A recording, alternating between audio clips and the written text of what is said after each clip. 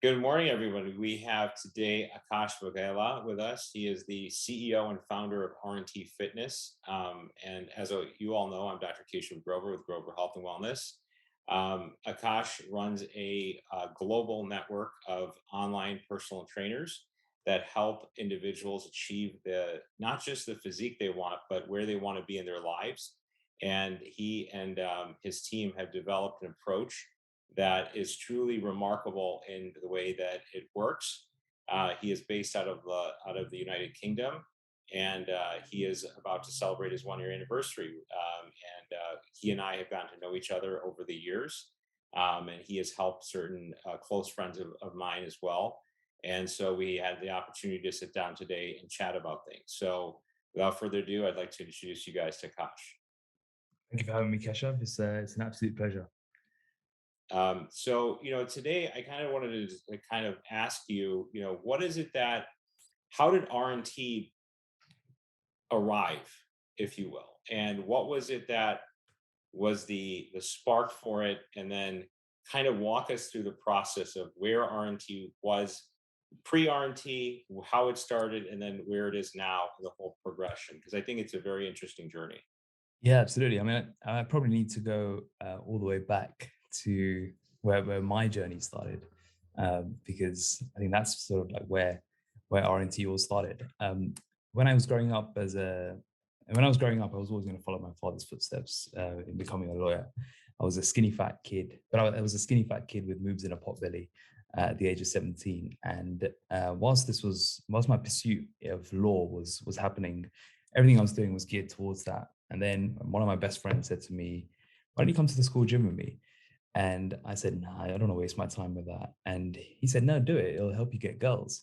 And when you're lacking confidence and you're a teenager and someone tells you that, it's a good sell. So I was dragged Yeah. into the gym, and what I didn't realize was just how much my life would change over the next couple of months, Mhm. because I got completely bitten by the bug. And as I was starting to transform my body, I realized I was developing a level of focus, control, and confidence I'd never experienced before. And I got completely consumed and bitten by the bug. This wasn't just an ordinary habit. It was something I began to live and breathe, and spent all my time obsessing over learning around training, nutrition, lifestyle optimization. How do I learn everything on this subject? So a couple of months later, I was meant to be writing my personal statement to apply for law, and the same best friend was sitting next to me, and he saw me reading a nutrition article, and he said to me, "Akash, why don't you just do something in sport, in fitness?" And I said, "Well, there's nothing really in fitness." And this was 2009, Mhm. and I did my research, and I found something called sport and exercise science, and it looked amazing. So I went home and I told my parents pretty much overnight. I said, "Look, I'm going to quit this career path in law, and I want to do sport and exercise science." And the first reply I got was, "How are you going to pay the bills?" Mhm. Coming from a South Asian community like yourself as well, there's only a few things that are well respected. It's medicine, finance, and law. And when you do something a little bit different, especially back then, it's a little bit different now with how the world's changed. But back then, it was, how are you going to pay the bills? And I had no real idea of what was going to come Yeah. in. I just knew this was where my path was. So went to university. I studied sport and exercise science. I started helping my friends for free. Started experimenting, all different, tried everything on myself and my friends who would be willing to go for it. I started personal training people in the university gym, and then I graduated with a sport and exercise science degree, and worked as a personal trainer in the city for 4 to 5 years, until I started seeing my colleagues around me having children. And anyone who knows the personal trainer's lifestyle is very much early mornings, lunchtime, and late evenings that are the busy times. I started seeing my colleagues having children, and realized that they weren't seeing their kids until Sunday. And they turn up bleary eyed. I said, how's the little one? I said, "Oh, I barely seen him this week. I'm looking forward to spending time with him on Sunday." And I thought to myself, that's my reality in the future. That's what's going to happen to me if I don't make a change. And for me, there was never an option to not do fitness, health and fitness. It was always that. But I'd always had an entrepreneurial spirit, and I was just waiting for the right thing to land for me. And this was that eureka moment, if you want to call it, Mhm. to think I need to, now's the chance to do something special, and put together something which ultimately now is RNT. So middle of 2016, I started hatching the plan for RNT. We launched May 2017, and we celebrated our 5-year anniversary last month, and we've since transformed 3,000 high-performing men and women in over 25 different countries using our unique and proven 5-phase methodology that I've written an Amazon best-selling book about. And the journey's been incredible, and looking forward to seeing where it takes us. Especially now we have our own custom-built platform where I've boiled down essentially decades of experience in helping people not only get into the best shape of their life, but learn how to create a lifestyle solution to stay in shape for life, all into a platform where we can utilize technology, but also incredible personalized coaching to bring something together where people can use the physical transformation as a vehicle to do things they never thought possible in their life. Wow, that's amazing. 3,000 people in 25 countries. I mean, that's significant. I mean, that's 3,000 families essentially that you have changed the pace of their trajectory, if you will, in terms of prevention of cardiovascular disease, metabolic syndrome, and I'm one of the countries in terms of where RNT has I think had a big impact in terms of in the Indian American community especially, and so the one big factor I find is that there is this kind of disconnect between being Indian, being somewhat healthy esque in terms of vegetarian, perhaps even if you put the Hindu or religious aspects of the dietary approach into it, and then what's considered like healthy or fit in from an Indian standard versus from a objective standard of what's healthy. And so I think cultural norms have definitely played a role. And the one thing I find like companies like RNT like that has done a great job of is to say, okay, how do you navigate being of a certain ethnic background in terms of your dietary approach, your fitness, and incorporating that into your daily regimen. Um, it's interesting. I remember when I applied to RNT and you guys asked for a diet diary, and I gave you the diet diary. And I think I remember one of the I don't remember exactly what was written, but it was basically like, well, yeah, you're consuming a lot more calories than you think you are. In Yeah. terms of, I think we had a family birthday or something, and there was some Indian food involved, and possibly a cake and stuff like that. And my perception was, okay, maybe that week wasn't that bad, and even being a doctor. But then it's like, well, wait a second, if Mm. you don't understand, what a calorie is, for example, and how does that implicate into your diet, and what is that calorie doing in terms of from a macronutrient perspective, whether it's a protein, a carb, or a fat calorie. And even within that, we could go into several different details as well. And so I think that education process was so impactful for my wife and I of saying, okay, really, what does it mean to clean the palate? What does it really mean to consume your protein, carbs, and fat at every meal in a balanced way? And how do you really get rid of the excess calories that are coming from sauces, condiments, and things like that you may not have considered um, true calories that you're consuming before? And in fact, um, you know, speaking of the countries and everything that you guys have impacted, I think it's interesting how even people that I've seen on your podcast that are coming in from India, Africa, and other parts of the world where perhaps getting to a gym isn't as easy as it is in the first world in terms of that. And how do you work around that? How do you create like a body weight routine and things of that sort? So I think RNT has definitely done a great job in terms of that part of it. Um, Now, the one thing I wanted to talk to you about also is, have you, in your experience, have people shown you like their labs or shown you maybe a bad diagnosis that they've gotten in the past for their health, and now that may be on a better trajectory because of your interventions with them? Yeah, so we don't require labs to begin, but we do get people sending in sort of blood test reports, Yeah. usually after the fact rather than before, because we don't really have we don't ask for them because we're not qualified Right. physicians or Yeah. doctors. So there's not that process of like sending us to labs. But what tends to happen is if someone has had a trigger point where they've been told they need to do something about it, or they go for their most recent health checkup, Yeah. they'll then tell us like, oh wow, my blood sugars were here, now they're here, and my doctor can't believe it. Or my cholesterol's here, now it's here, my doctor can't believe it. What are you doing? Or all the different health markers that maybe of a risk or concern suddenly have transformed just as a byproduct of a healthier lifestyle, better nutrition. Also a big one is just losing body fat. I think getting leaner is a key driver for improving a lot of these metabolic syndromes and just sort of health concerns. And if we look at what the key drivers of death is outside of sort of, I don't know what the right word is, but the key drivers is typically around sort of metabolic syndrome, right? Sorry, the cardiovascular factors. It's around metabolic syndrome, it's around obesity, it's around lifestyle factors. And these are all the things that when you go through a body transformation, you almost automatically improve.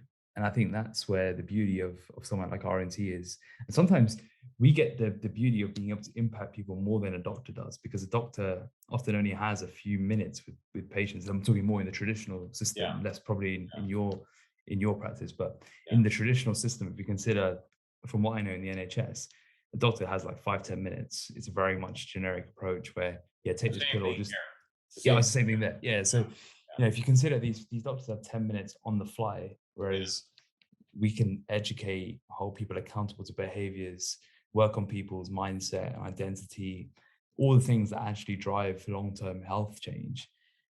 It's a very remarkable position to be in, and it's very fortunate, and it's also a high responsibility. This is why I talk about the cowboy nature of the fitness industry sometimes, because we have such a big responsibility and we have such an opportunity to impact people. It's really important that that we're well trained in just sort of basic practices, which are often missing for many people. For sure. And it's about that practice that I think that's also one of those things where it's in traditional medicine. This is a big reason why I'm doing what I'm doing and trying to build my own system here in Metro Detroit, is that um, a lot of times patients will come into a doctor's office and they'll get like a laundry list of things to do in terms of, here's a handout on nutrition, here's a handout on fitness, you should lose a few pounds, here's your medication to do, here's the labs we want you to do, go get some x-rays done, or some like radiology studies, and go see the specialist and come back and see me in 3 to 6 months when all of this is done. And it's like there's no guide on how to do it, there's no accountability process. And I find that the accountability factor, especially for I remember one of the things my wife appreciated about it was when you have to take those pictures and you look at those pictures of yourself, you really do get to see yourself in the true form and say, okay, this is how I am, and this is where I want to be. And not just necessarily from an aesthetic perspective. While that's always nice at a photo shoot, you look back and you look back at yourself on that photo shoot day, and you're like, wow, that looked amazing. Or you look at other people's photo shoots and they all look amazing. But in terms of the week to week of where you were last week, where you are this week, what was working, what wasn't working, and how did you guys kind of come up with that 7 day kind of Yeah. methodology, if that's what you're still doing at RNT? Yeah. I mean, I think the pictures are the most underrated accountability tool that anyone Yeah. listening can implement right away. But it's the scariest one. People don't want to take pictures of themselves. People don't even want to look at themselves in the mirror, Yeah. because it's a harsh reality of what your behaviors are. Yeah. Your body is a representation of the mind, and it's the ultimate scorecard. If you're having large fluctuations in your weight or large fluctuations in your appearance, there's probably something going on. And the reason why it's the best accountability system tool, that every week, at least every other week, you should take pictures of yourself, front, back, side. You don't need to even share it to anyone, because the hardest thing is actually taking it, and the hardest thing is actually looking at it and like, damn, this has gone that bad. My behaviors have slid that far. My habits are that out of whack. I Yeah. need to do something about it. But few people want to face that reality, because it's easier to just wear baggier clothes than it is to take pictures of yourself. And I think that's a key part of it. And I think what you said with regards to like doctors giving generic advice for 3 to 6 months, come back later, That's a big part of the problem, because there's no shortage of information. There's a lot of misinformation. There's no shortage of information. What we need for, if the doctors were really to make a difference, it would be giving them exactly what they need to do, creating some level of accountability, creating some level of community where people are around other people doing the same thing, and teaching them along the way of how to navigate this with your lifestyle. And if you can combine those four factors, then the doctors would be the results they would get would probably put fitness coaches out of business. So that would be fantastic, because it would create so much more impact, because everyone trusts doctors a lot more, right? There's always that element of, oh, my doctor told me this. But there's also this other issue of a lot of medicine practices that are done in the present day. And again, I don't know how it is in the US, but a lot of it's outdated. Especially the older generation doctors who maybe potentially over 35, 40, probably over 40, maybe over 50. Mm-hmm. The newer generation are sort of understanding lifestyle optimization and lifestyle medicine approaches are more optimal. But the older generation, they're still stuck in the days of, just have your 5 a day and eat your shredded wheat or whatever it may be. Yeah. So for sure, I think there's a big disconnect there. That is, if we solve that, it would improve the health almost automatically. For sure, definitely. And I think you kind of nailed the nail on the head of why we have so, like, I mean, if you look at the United States, for example, diabetes, cardiovascular disease, stroke, insulin resistance, these are some of the highest contributors to death, like you were talking about earlier, and even the increase in number of cancers that we're seeing at younger ages. And even we have three great good friends of ours that are interventional cardiologists, meaning that at 2 a.m., 3 a.m., whenever in the day, if they're on call, they're going to the hospital, rushing in there and putting a stent into somebody's artery to open it up, because that artery is blocked or it's not providing enough oxygen to the heart, essentially. And that's why they're having a heart attack. So the overall, but then when you hear that these patients are in their late 20s and mid 30s and whatnot that they're going in to see, then it's like, well, wait a second, this is not just a, like, let's follow the food pyramid that told us that we should eat 6 to 11 servings of bread and cereal and things like that a day, and and have like maybe a piece of protein for the day and you'd be fine. And so I think that there, like you were saying, misinformation for the number of years it's been there has been a big issue, and just not enough of the healthcare industry has actually gone through this process themselves. Whether that's understanding fitness, understanding what does it mean to do a deadlift, what does it mean to do push-ups, to be in a plank position. And I'm not talking like ropes or like these big boulder workouts that you've even been posting about recently that I think you've been enjoying. A little more of the non-traditional, or I should say actually very traditional workouts in terms of kind of getting into the Grecan and Roman way of working out, right? And just messing around with some play.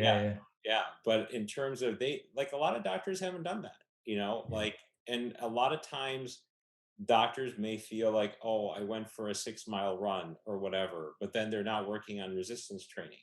And even I had a patient come in the other day who's similar age to myself and in his mid 30s, and he has been doing a lot of biking and a lot of outdoors and a lot of cardio, but without a lot of results. And so I think really understanding the transformation process yourself is so important. And even from a mental health perspective too, because if you haven't invested that time in yourself in terms of the mindfulness aspect, as well as the resistance training aspect, you can't necessarily prescribe that with full confidence. Right?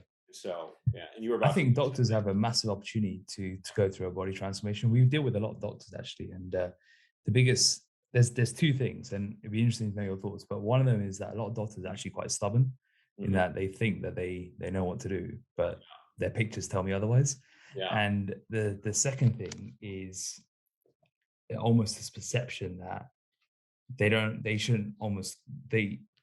should dedicate their lives to helping others, but they don't help themselves. Yeah. Sometimes being a doctor can be a thankless task, right? Especially in the last couple of years.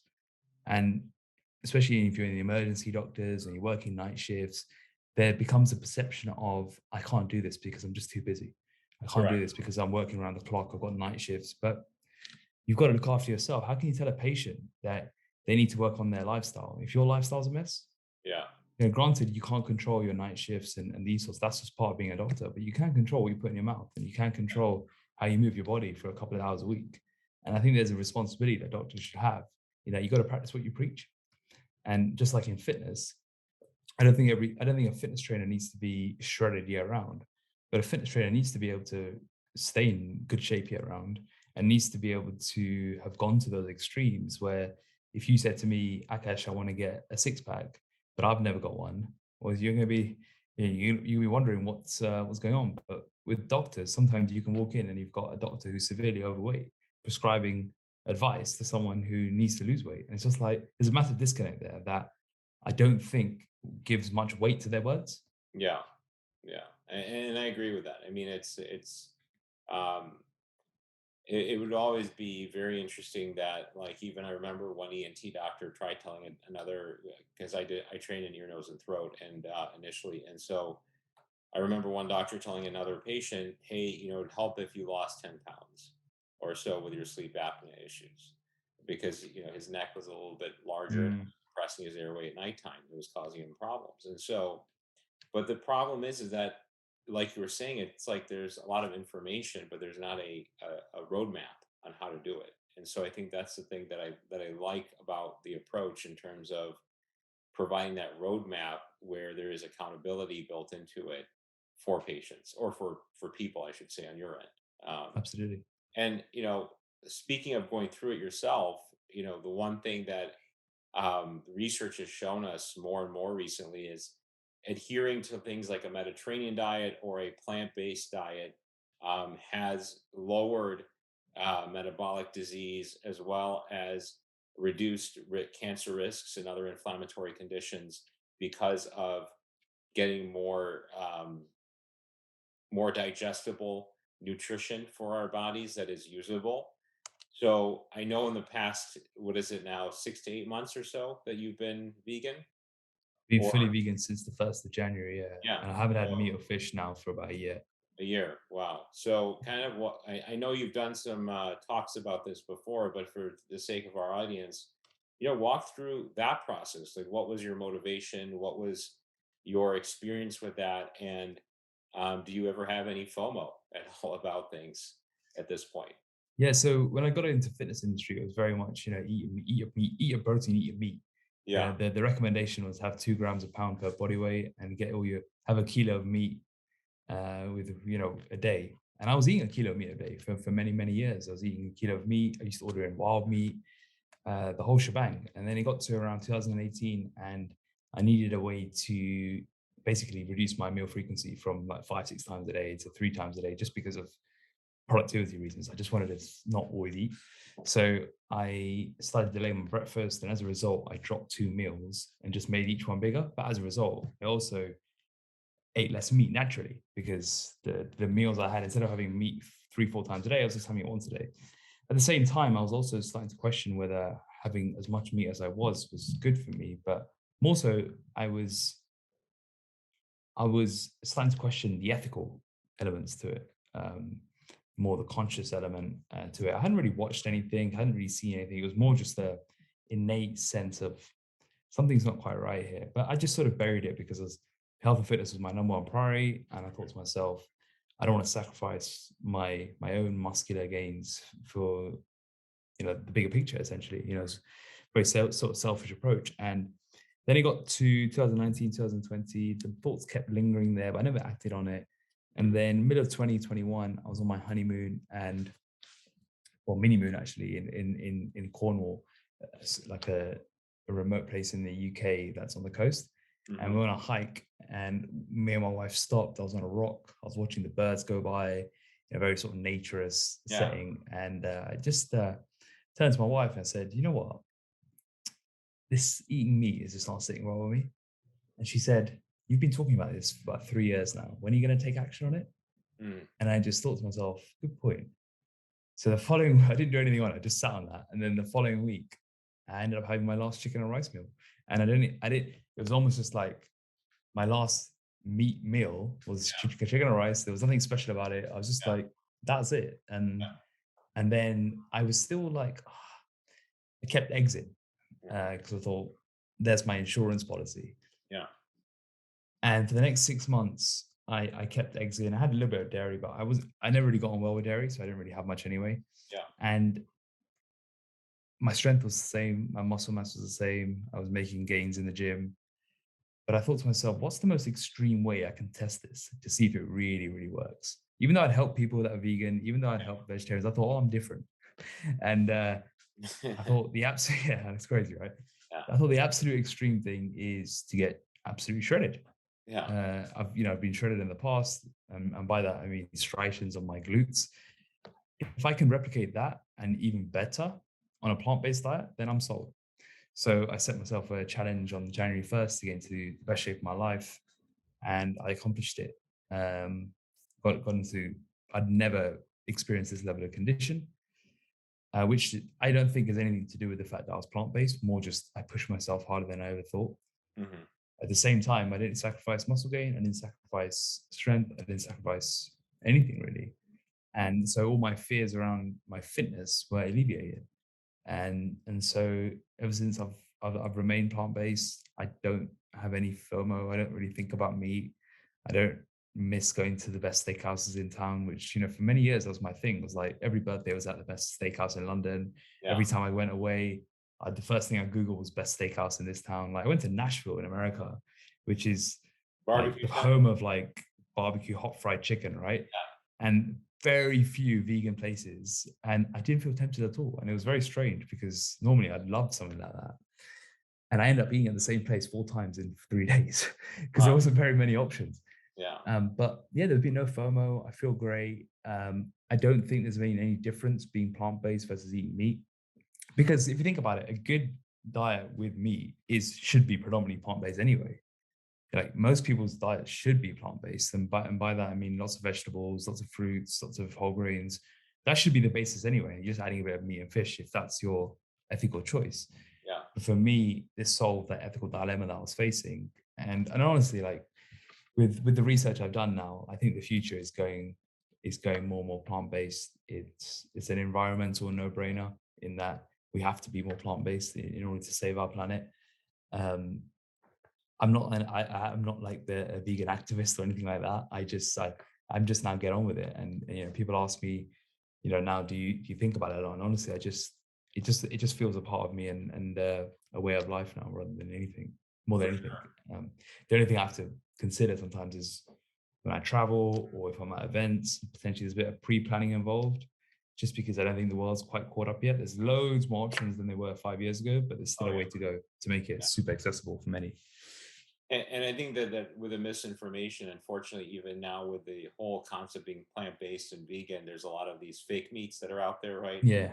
Where it's like full of fillers or artificial things and other things that are perhaps not as even healthy as like, let's just having some ground turkey versus like some of these burgers that are out there that are full of junk, really. And so I think that's the other thing that I noticed in your journey, that it seemed like you adhered to a pretty clean plant-based approach in terms of things like what tofu and what else were you eating? Tempeh, some protein sources, tofu, tempeh, some protein powders, beans, legumes. I'm not too sold on mock meats and processed meats, also the fake meats yet. Yeah. I think there's a long way to go for them. I think it'll probably be an element of lab-grown meat being the future. But I think there's still a long way to go, and I don't think you should base your diet on just purely fake meats. I think they're great for a one-off treat, if you're out in a restaurant or you want to try something a bit different. But I think for the most part, just going whole food plant-based is key. Yeah. And also the benefit of that is your satiety is really high because you generally it's very fibrous diet. So one of the benefits I found being plant-based is your hunger levels are always in check. That's interesting perspective, because a lot of times people will be like, well, what if I eat just a salad at dinner? How am I going to be full? But it's like, if you eat that correctly, then, you'll likely be okay. And That's that's just eating like a rabbit. That's not eating properly. yeah, exactly. Yeah. And I think that's where the education piece comes into play for sure. Um, how has that impacted like your social life with like things like with your wife or your family or friends or anything like that in terms of Yeah. I mean, nothing really. So my wife, when I've known her now for over 4 years. When I met her, I was responsible for her eating more meat because she didn't really eat that much meat. But because of my habits, she was eating a bit more. Mhm. And now we don't have meat in the house really. And I've never had a discussion saying don't buy it. She just prefers plant-based food. She'll have meat when she goes out to eat, Mhm. but she eats it very sparingly. My mom is vegetarian, so there's no real change there except for the dairy. My dad has been way more, about 90% plant-based now. Mhm. And I have some of my close friends are vegan. Others, they don't really care. Everyone's accommodating. So I think it's fine. I think I'm also someone who's sort of sticks to my guns. I don't really get cave into peer pressure or Yeah. worry about what other people think or anything like that. So that's a benefit. And I think that's a key part of not only being healthy and fit. It's a key part of being healthy and fit long term. In that you need to have an identity of someone who thinks of them as healthy, fit, decisive, and you know what you want. I know I want to follow a plant-based diet. So if I go to a steakhouse, then I'm happy for ordering whatever is vegan. I was at a Savoy Grill last week for a wedding gift we got given, which was at my wedding. I was still eating meat, and I used to love steak. So someone got us a voucher at one of the most like fancy grills in London. Nice. We went last week, and the vegan menu was literally just vegetables. And whilst my wife was having an amazing steak and all these things, I honestly wasn't tempted. Yes, it was a pretty bland meal for what Yeah. could have been. I left pretty hungry because it was just vegetables. Yeah. But it's just that those are like small. I wouldn't have chosen that. It's just we were using a voucher to have the experience, and I often think um, we have a privilege to make choices in being plant based. Some people in some countries they can't have that privilege. If sometimes it's the only thing you can eat. If you've got a privilege, I think it's worth. It's almost a duty to be able to fulfill an element of it. Definitely. And I think that's a great point in terms of privilege. And I think we're privileged to pursue wellness and fitness because a lot of times these are things that do require a little bit more front end expenditure is what I like to call it. Because a lot of times if you look at people who are the biggest victims of cardiovascular metabolic disease, they tend to be in lower socioeconomic communities that where their option is to go to a local gas station or a convenience store and buy their groceries from there, and they're eating potato chips or pop Yeah, tarts, things like that for their meals. And for them, being plant based, unless they're in a rural community and they can buy things at a farm or grow their own produce, which doesn't really actually cost that much, um, that's a different conversation. But at least here in like the urban areas in like Detroit and whatnot, and a lot of times that's what the options that these people have. And the front end, it may cost you a little bit more to invest in the organic and plant-based kinds of foods, but I look at that as more as an investment because sometimes these people, or I should say not these people, but anyone that, let's say if you're in your older years and you're in the hospital, that can be a very costly process, especially if you aren't well insured and things like that. Then you have back end expenditures. So the real debate when people have this conversation with me, at least, is, well, it's expensive to be fit. And then I said, well, also you have to think about it. Do you want to make those investments now, which are probably a fraction of what it would be to go in and get like a bypass surgery done when you're 70 or whatnot? Or so I'm actually going to challenge you on that. In yeah. that, I actually don't think. I think it's so. Firstly, I don't think it's been more expensive now that I'm plant based. Mhm. So I think there's a difference between plant based, there's healthy, and then there's what you mentioned around the socio-economic issues. Yeah. Because I think most people who think it's expensive to be fit, let's say that money is not, we're not dealing with Yeah. where it's genuinely an issue. I think when you add up how many coffees, how many times you eat out, how many Yeah. times you have takeaways, all that stuff, you're looking at a couple $100 a month just on food, Easily. probably up to 1,000, right? Whereas I look at my shopping bill for me and my wife, it's honestly like it's about 40 to 50 pound a week, which is not that much. And it's Yeah. stayed the same since I've gone from meat to plant-based, by the way. Yeah. So there's been no change because meat's quite expensive. And Exactly. Yeah. so I think from that perspective, when people say it's expensive to be fit, it's like, well, firstly, it's probably a priority thing. But secondly, when you really break it all down, Hmm. your behaviors that you use to not be fit are actually probably costing you a lot more, even in the short term. Not just, I agree with your long term view, by the way, as well, but it's Yeah. more in the short I term. guess There's that issue as well. I 100% agree with what you're saying. It was Yeah. more so just a one of those conversation pieces that comes up where people will have this impression that investing in Yeah. your health is expensive Yeah. Totally. when it really isn't. Because if you think about it, like let's say you only had body weight exercises available, right? How do you master that process? And I know even during the pandemic, um, that was something people had to do because they didn't have Mm. access to gyms. They had to kind of makeshift weights and stuff like that at home to get their resistance in that were serious about it. And like you've been doing with these Roman and Grecan kind of workouts. That's what they did back then, right? They found a big boulder, they found a big rock, and they tried to move it because that was a weight, right? I mean, so like whether that's lifting laundry detergent at home or a gallon of milk to get your workout in, I mean, there are ways to do things in a Yeah. very Resourceful. practical and resourceful way if you don't have the resources. And I just gave a talk to our local plant-based community last night, and one of the points that I was even making is if you look at lentils, for example, the bang for the buck in terms of fiber protein ratios for how much they cost, and even beans and stuff like that, pretty cheap food. I mean, so like when these buzzwords, superfood, antioxidants, anti-inflammatory foods that are used all the time, especially for like Instagram companies that pop up with a new protein powder or a new supplement in a fancy looking container, yes, they're probably effective, but can you get the same superfood effect from things that have been around for decades and centuries? And really, I think your process has shown that because it's not Yeah. like you're doing things that are necessarily that advanced. And in fact, tofu, tempeh have been around for decades.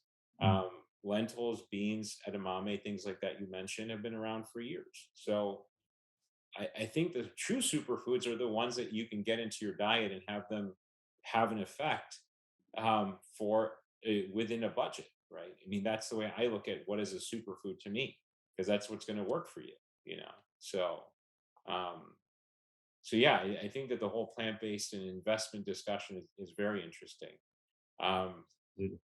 Now that you've kind of talked about R&T and how it started, where you've gone with it, where it is now, and the vegan shred, what can we look forward to seeing in like let's say the next year or so from R&T in your process?